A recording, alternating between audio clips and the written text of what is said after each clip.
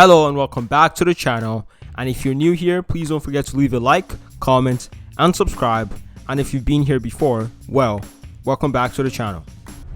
When I was a kid, every trip to the zoo featured a visit to the orangutan habitat. I was fascinated by the animals' long fingers, how they took shelter when it started to rain, the affection they showed for their children, and the way they stretched after sitting too long in one position.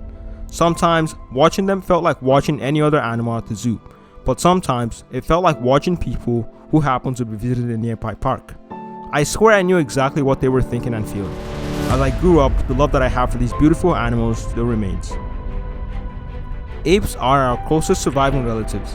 However, there was a time not so long ago when our planet was filled with a variety of other close relations.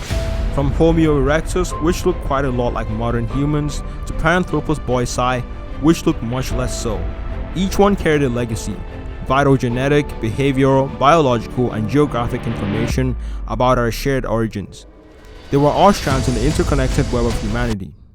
Today, Homo sapiens are the only members of the Homo genus left, but we don't stand entirely alone. If we zoom out a little bit to look at our family tree, 4 species of great apes still remain with us: chimpanzees, gorillas, bonobos, and orangutans. Looking at the numbers, there are approximately 7.67 billion people on Earth today. In contrast, according to the World Wildlife Fund, the wild chimpanzee population is under 300,000. Wild orangutans are fewer than 120,000, and although gorillas are notoriously hard to count, it is estimated that there are some 100,000 to 200,000 gorillas left. Every great ape is endangered except us.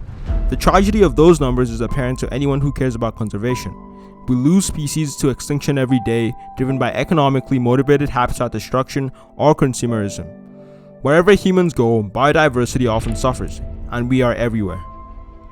Great apes are special because they're the closest remaining animals on that thread of humanity, and we can never recover the information they have to share about our origins once they are lost.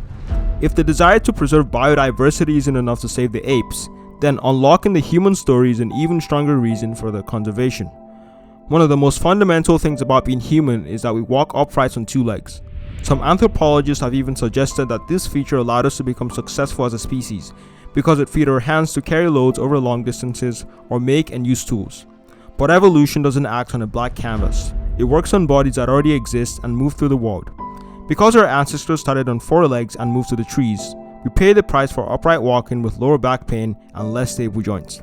When we evolved to walk on 2 legs, the advantages of standing on 2 legs must have outweighed the disadvantages or wouldn't have been successful. But when, how, and why did this happen?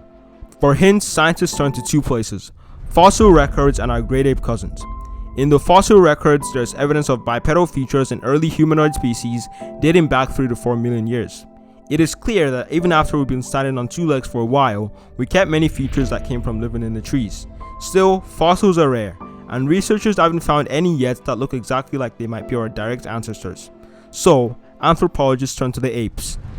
Orangutans were the first of the great apes to split off from the line that would become Homo sapiens around 30 million years ago. Today, they spend more time in the trees than any other great ape species. Gorillas were the next apes to split from our lineage between 7 and 8 million years ago. They are the heaviest of the great apes and spend most of their time on the ground. They have also been observed walking upright on 2 legs like humans, but because their skeleton is not built to walk that way, it is slow and very energetically costing for them. These observations have given anthropologists a way to study the origins of bipedality in a way that we just don't get by looking at fossils. Some researchers believe our ancestors started walking on their knuckles before slowly moving upright sometime between when we split from gorillas and chimps. Others think we started walking upright in the trees around the time we split from orangutans, and the millions of years of selection between us and gorillas or chimps pushed those species into another evolutionary direction. Some have even suggested that this happened after we split from chimps. Whichever argument is true, it's only possible to develop these lines of thinking because our ape relatives are still here to study. Great apes provide us a window into our past that no other animals on Earth can provide. They offer clues about the evolution of so many things that make us human, like language, tool use, and childhood development. They're not exactly like us, but they're very similar. When the apes are gone, so too will be an irreplaceable connection to our own past. Without them, we 7.67 billion humans would be even more alone. That's the end of the video, and if you enjoyed it, please don't forget to leave a like, comment, and subscribe to see more interesting videos on our channel. And until next time, peace.